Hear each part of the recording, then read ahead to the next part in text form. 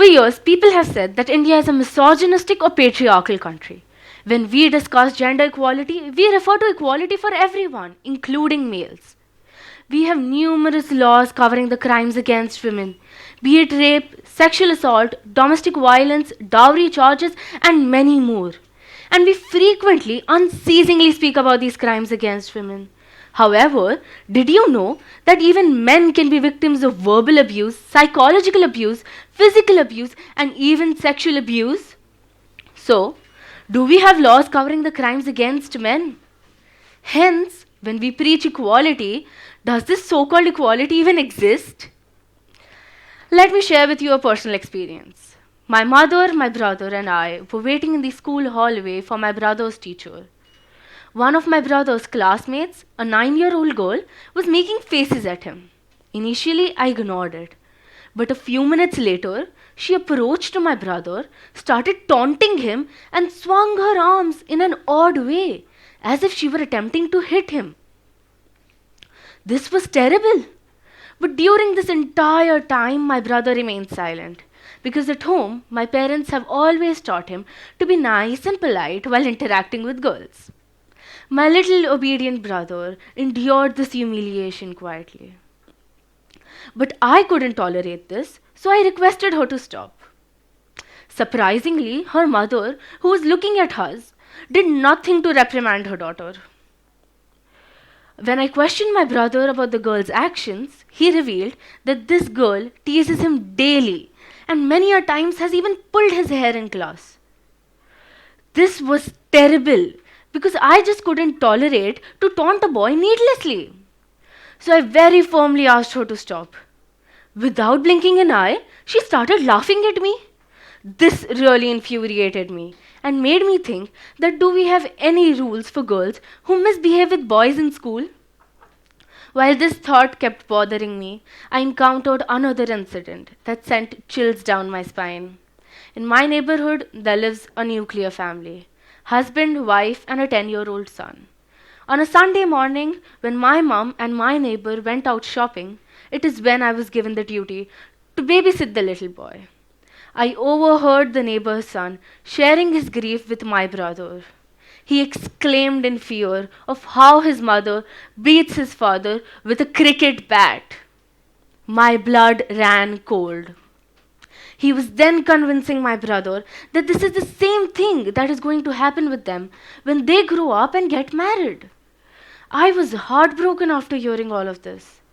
Is this the example we want to set for our future generation?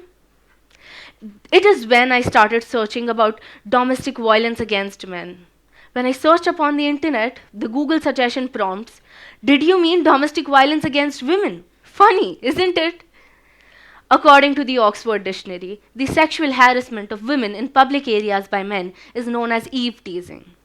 On the other hand, the sexual and physical exploitation of males by women is known as Adam abuse. This is an issue which has been there for a while, but was never addressed or even brought to light.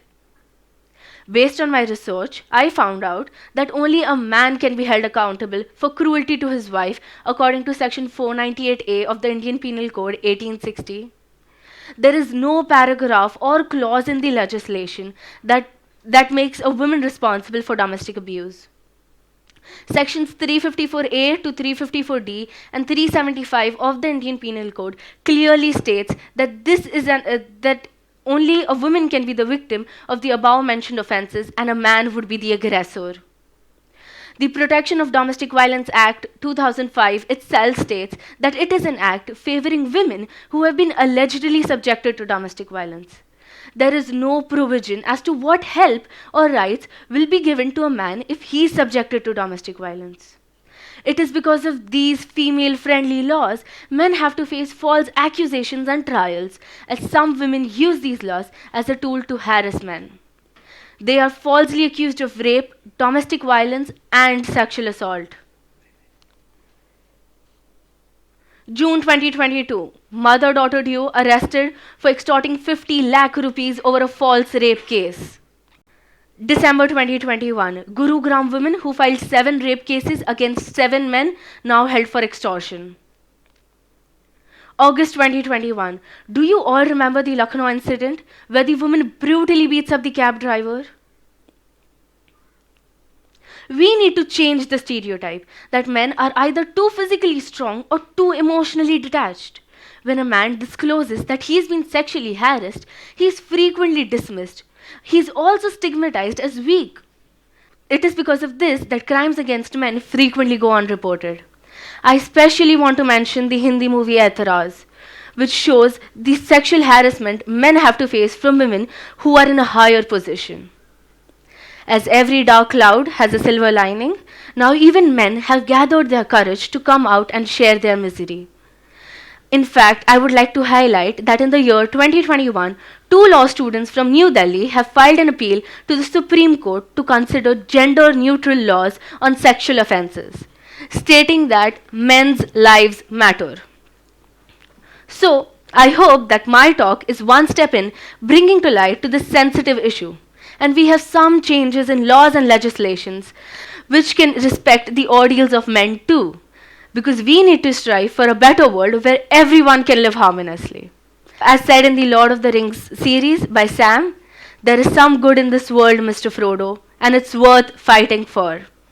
Thank you.